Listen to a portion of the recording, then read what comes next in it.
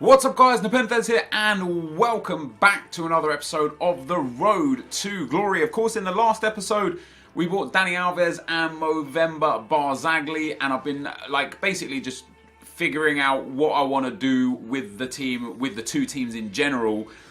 Since the last video, that video hasn't got, the video that you watched yesterday hasn't gone live yet for the time of me recording this. So I haven't taken anything from that video for this video, like no comments, no thoughts, no feedback or anything. This is just going to be more of me talking.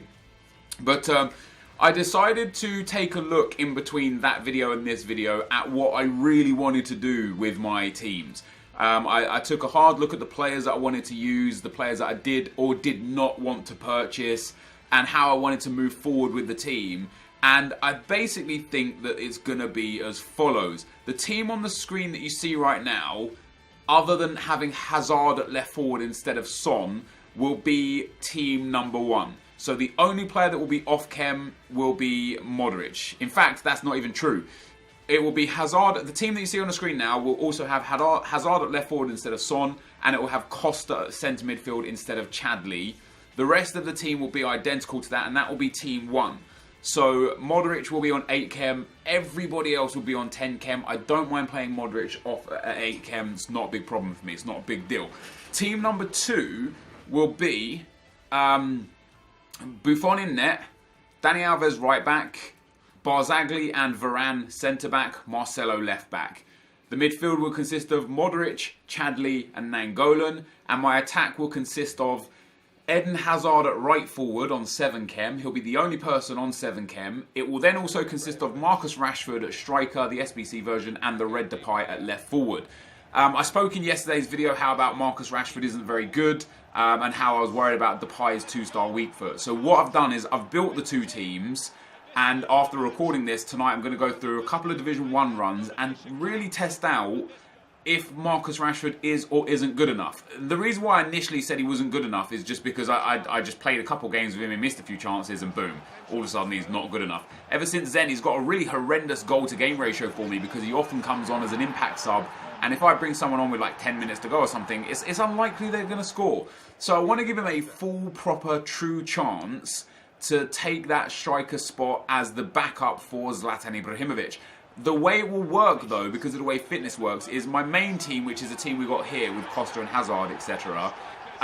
They will get 2 games, and then the other team will only get 1 game just to replenish the fitness of the main team. So, Rashford will only play 1 in every 3 games that I play. The only thing that will ever change this team going forwards is whether or not Eriksen gets a Player of the Month card, or if Harry Kane gets a Player of the Month card, or if I just manage to get them into the team, then I can put Son into the team, and that's no big deal, you know, it doesn't really change much. But the reason why I wanted to try out those players is because when I compared Depay to Anthony Martial, Depay is a better player except for the 2-star weak foot. The only downside to him is that he has a 2-star weak foot, where Martial has a 4-star weak foot. So if I can come to terms with learning how to use Depay to the best of his ability, that won't be a problem. And the reason why I want to try and do that is because there are so many circumstances where I get into a position with someone like Hazard or whatever, where I can hit the ball across goal and hit the low driven and try and score, when the better alternative would have actually been to square it. So what I'm thinking is, by using Depay at left forward, when I get into that position where it's on his left foot for the driven shot across goal, it might actually make me consciously start passing it and getting the guaranteed tap-ins. It could potentially help me as a player. So I'm really looking forward to using the 2 rotation teams, which then means the only players that I need to apply fitness for are Hazard, Modric and Marcelo. And basically the team on the screen now is the second team, except for not Ibra. It's going to be Marcus Rashford instead. That being said, if Marcus Rashford isn't very good, I then have 2 more alternatives again. Alternative number 1 will be to use Ibra as well and also apply fitness cards to him. Alternative number 2 would be to go and buy Anthony Martial and use him as a striker. Use him on 7 chemistry up front. Okay, that would make me have 2 7 chem players in my team instead of 1 7 chem player of Hazard.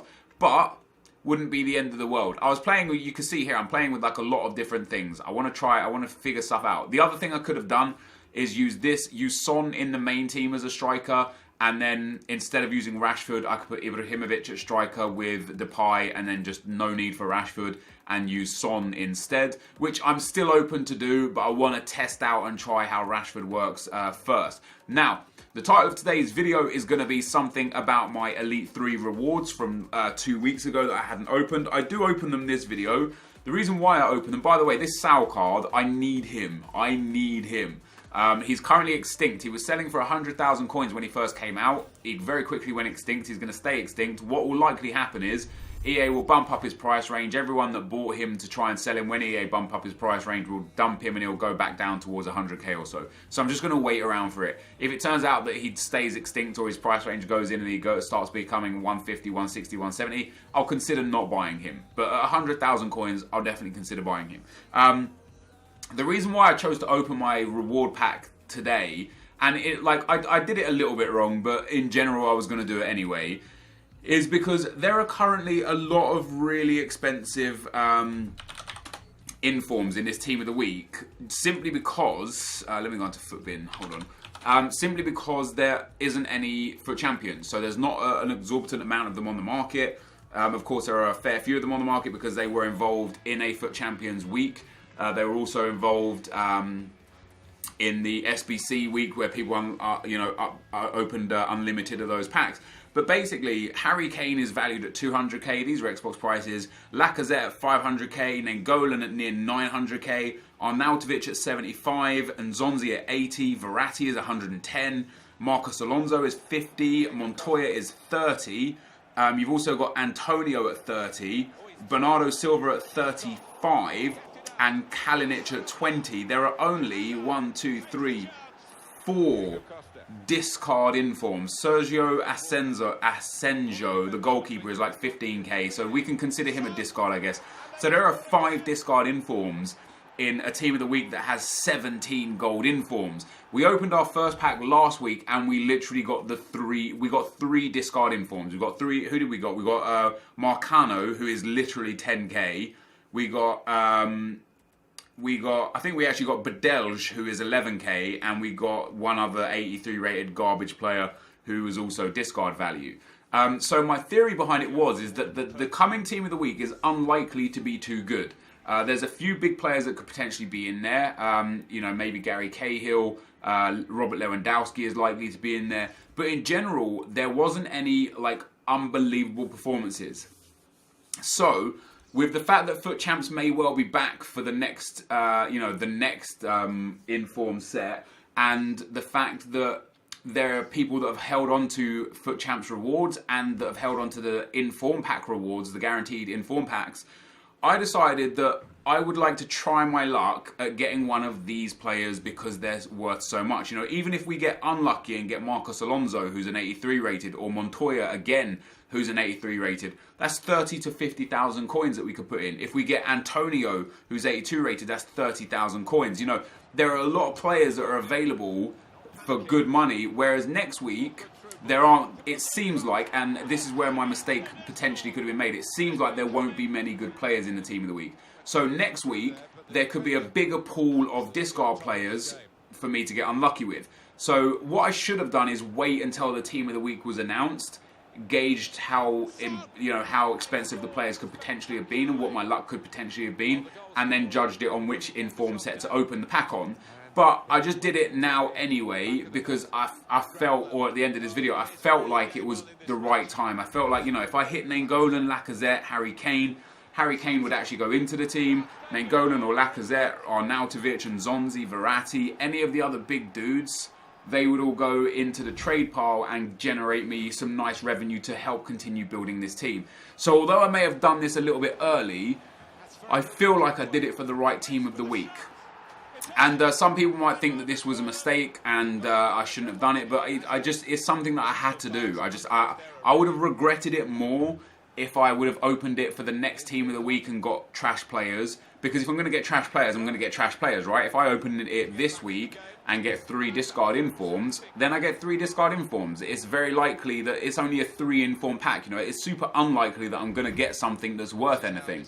But because of how many of the low-rated ones this week are actually worth a good amount because of who they are, I figured maybe this would be the one to do it in. So that's why I did it.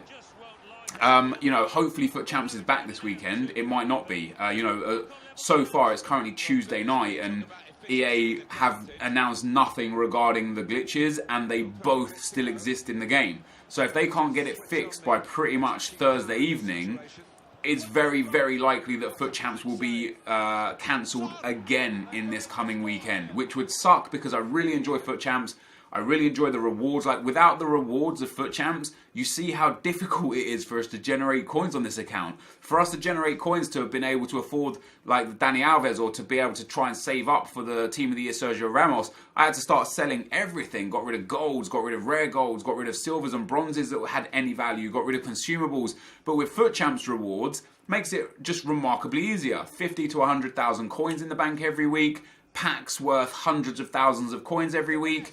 The daily knockout tournaments that have packs, you notice that the daily knockout tournaments right now, no packs are involved. You know why no packs are involved? Because EA don't want people to cheat their way to being able to get packs.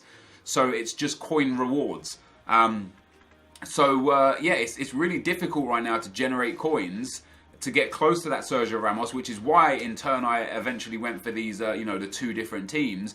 And another week without FUT Champs could be disastrous for this. Not disastrous per se, like, you know, eventually FUT Champs will come back and we'll be able to get back on the money-making train and improve this team no end.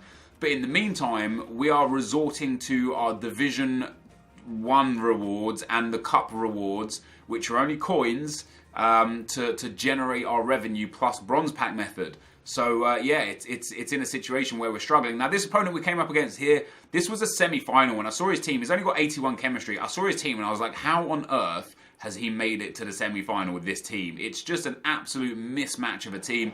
Some good players, some horrendous players. He had low stamina on all of his players. I was just like, there's no way this guy's actually made it to the semi-final. Well, the way he made it to the semi-final is he's a cheater.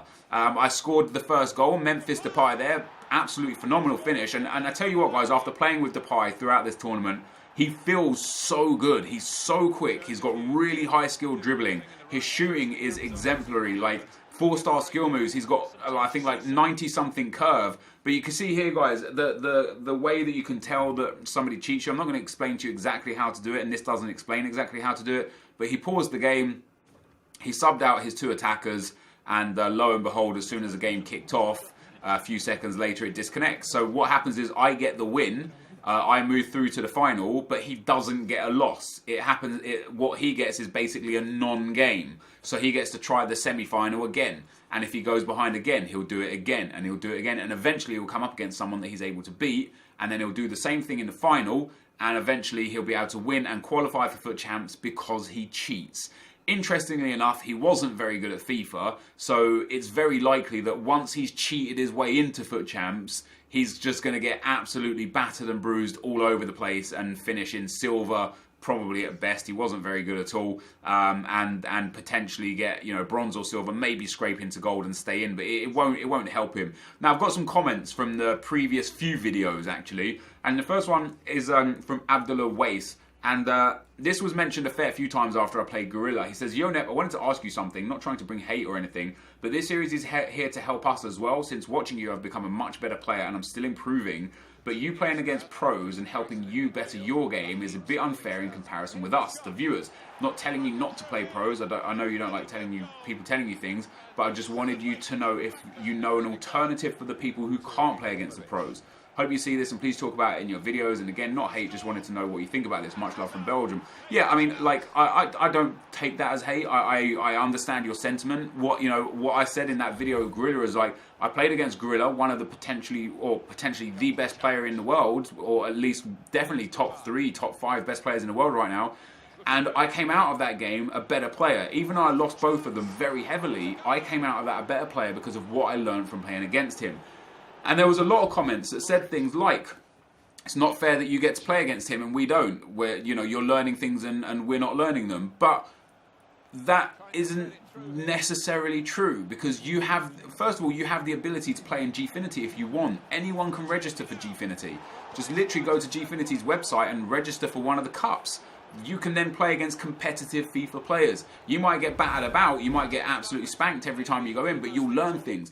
But what I would suggest to you guys that can't just pick up the controller pad, hit up a pro and be like, yo, let's have a game, go and play divisions. If you constantly win Division 1, you're in a position where then you need to think about going on to Gfinity and playing in Gfinity and, you know, going and maybe trying to get games against pros or top 100 players. But if you're like in Division 5 and you're saying, oh, it's unfair that he gets to play against a pro because he learned things that I can't learn, go into Division 5. If you can't get out of Division 5, then you're playing against people that are equally skilled as you or better than you, and learn things from them.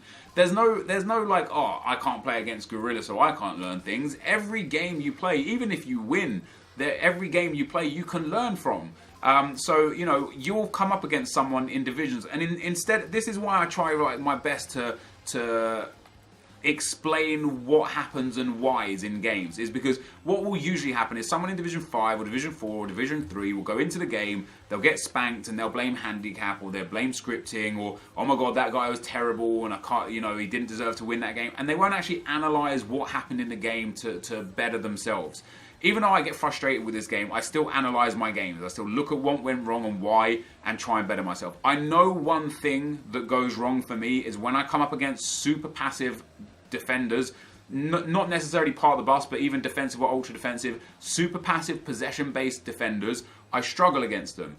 I know I struggle against them, and I know why I struggle against them, and I can't beat it. There are the odd, you know, there are games where I beat it, but if I come up against someone who's decent at FIFA and plays that game, that, you know, that specific kind of tactic, I struggle. And I don't sit there and think, oh, you know, during the games, I'm like anti-FIFA. You're playing anti-FIFA. That's just me trying to rationalize within myself why I'm losing. I don't lose because that guy plays anti-FIFA. I lose because I'm unable to beat his very legitimate tactic. If people want to pass it around the defense the whole game, that's entirely up to them.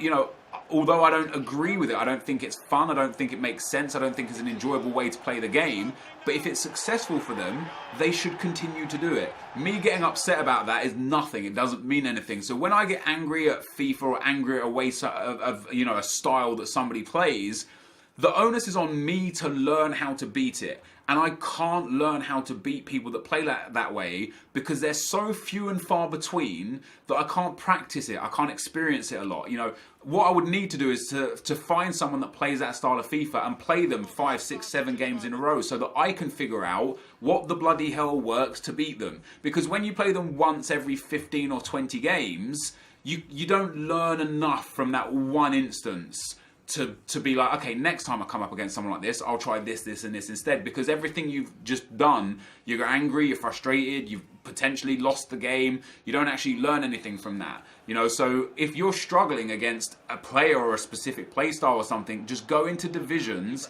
and try and beat the people that you're coming up against there. Once you get to Division 1 and you're able to win Division 1, and I've only just recently won Division 1 myself, mainly through laziness than lack of ability, but once you get to Division 1, and once you can win Division 1 and you find it not necessarily difficult, not easy per se, but not difficult, that's the point where you then should be considering, okay, how do I step up my game next? Competitive FIFA is the next way forwards. Because it's a whole different world, is competitive FIFA. It is a whole different world. So whilst I do understand your logic, Abdullah, I do get the point where you're saying, hey, you get an advantage we don't get. Your advantage is also there, just in your own realm. If you're in lowly divisions, play up through divisions. If you're in the higher division, go play Gfinity Cups. If you can't play Gfinity Cups, keep playing divisions. Keep trying to win Division 1 as many times as possible. And then when Weekend League comes around, playing Weekend League, that'll make you a better player too. Eventually in Weekend League, you'll come up against people. Also, if you're looking to advance your game, if you're truly looking to become a better player, don't back out against people. Don't back out against foot founders or weird kits or elite kits or gold kits. Don't back out against usernames that you see that you've beaten before. There was a guy a couple of episodes ago where I think 3 or 4 episodes ago, the guy beat me 5-0 in Division 1. He absolutely battered me about. I couldn't deal with him. His team name was Benbow Baggins, I believe. And I remember it because I remember his team specifically because he had the red Sigurdsson up front. And when I saw it the second time, I was like, oh, crap. Like, I remember this guy. You know, I know this guy. He beat me the last time we played a few days ago. However, in that space of a few days, I had learned so much about my own game through playing against players like Gorilla, through playing a couple of games against David Myler, through watching, a few of the pros play. I adapted my game a little bit. I changed my team a little bit. I changed my custom tactics and player instructions a little bit. And instead of losing 5-0 to that team like I did 4 days earlier, I beat him 5-1 and made him rage quit. So the difference in just the smallest changes in your game can yield the biggest results. You know, if you just actually accept the fact that you're not going to be able to win every game. So there's that. There is that. We've got AO the Irishman says, back in FIFA 15, I thought it would be a good idea if EA could let you actually play with concept squads. You wouldn't earn coins or rewards, but just for testing out teams. Could be a sort of online single match against another concept squad with, let's say, a 3-game limit. I know this had its pros and cons, but probably never be implemented, but it's a fun idea, don't you think?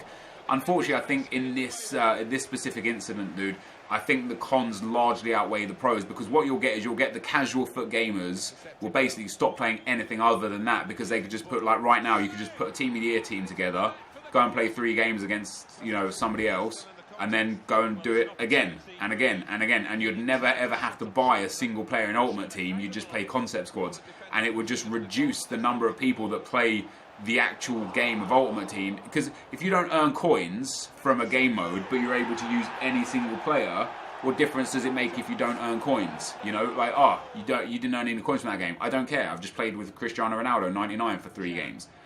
Yeah, but what are you going to do now? Well, I'm going to build another concept squad and play with Cristiano Ronaldo again for another 3 games. But you're not earning coins. But what do I need coins for? I'm using the best players in the game. So I get where you're coming from. I don't think it would be good to have in the game. I really don't. Anton Lund says, hi, do you think EA are going to sort out the glitches before this weekend league? If they don't, do you think they'll close it again? Much love from Sweden. I don't know if they're going to sort them out in time, dude. To get a patch that's necessary, it has to go through like rigorous testing. It also has to be confirmed and accepted by like Xbox and PlayStation and stuff. It's not just a simple process of here's an error, here's a fix, let's fix it. It's an arduous process that is quite a long thing, and they only really became positively aware about these issues last Thursday, which is why they cancelled the weekend league last weekend. I don't think a week is a long enough time for them to like find and eliminate the problem, to test the fix, and to roll out the fix, getting all the confirmation from the required sectors before this coming Thursday. So yeah, I would actually say that it's very likely that we won't get weekend league again this weekend, which would mean wherever you are right now will determine your result for the month. Fortunately, I'm only 15 wins away from Elite for the month, so if there is no weekend league this weekend, they would again have to reduce the requirements for Elite by 22 to 23 wins, which would put me into the elite tier. So I'd get the Elite Red rewards again. But it sucks, man. It sucks that there's no weekend league, man. I explained it earlier. Weekend league is just a huge part of this game and a fun part of this game that has been removed from us. Now, I opened my Premium Team of the Week pack, guys. I didn't get too lucky. I did get Medeiros there. It was like 14k. And I was like, okay, well, there you go. I tried it, I tested it, but we actually got Antonio in the pack, who's worth 30k. So that's like a 60k pack. Of course, if we just got Arnautovic, that would have been 76k, it would have been more. But, you've got to take the rough with the smooth. It's 3 guaranteed informs. It's 60,000 coins that a lot of you weren't able to get. 60,000 coins that I didn't have previously to getting those. So it's a little bit whatever. Do I regret opening it? Absolutely not. Because as I say, my mindset was that if I get lucky this week, I will generate more revenue than if I get lucky next week. However, if I get unlucky this week, I will likely generate more revenue than if I get unlucky next week. So I weighed the options, and in my opinion, it was more beneficial to open it now than on Wednesday, I could still be wrong. If Team of the Week on Wednesday is just some retardedly exceptional Team of the Week, then so be it. You know, I made a mistake. It won't be the first mistake I've made in the series. It most definitely won't be the last mistake I've made in the series. But I went with my gut instinct. Just to sign off for today's video, guys, the new SBC is out for the Australian Cahill. He's there for 3 days. I actually don't even have the players in my club to complete that. I'm going to have to go and buy them. It's like a 4K SBC, so I will go and get him just because I want another SBC card. He'll probably never get used, but because he's so cheap, I definitely think it'll be worth picking him up. But as you can see, I sold all the Australians. I sold a couple of the informs. I've got enough coins to buy that Musa So card now. It's just whether or not he becomes a reasonably affordable price or not. This, though, guys, is going to be the end of the video. If you did enjoy it, be sure to leave a like, rating, comment, and subscribe to my channel if you haven't already. But for now, guys, I'm out. Peace.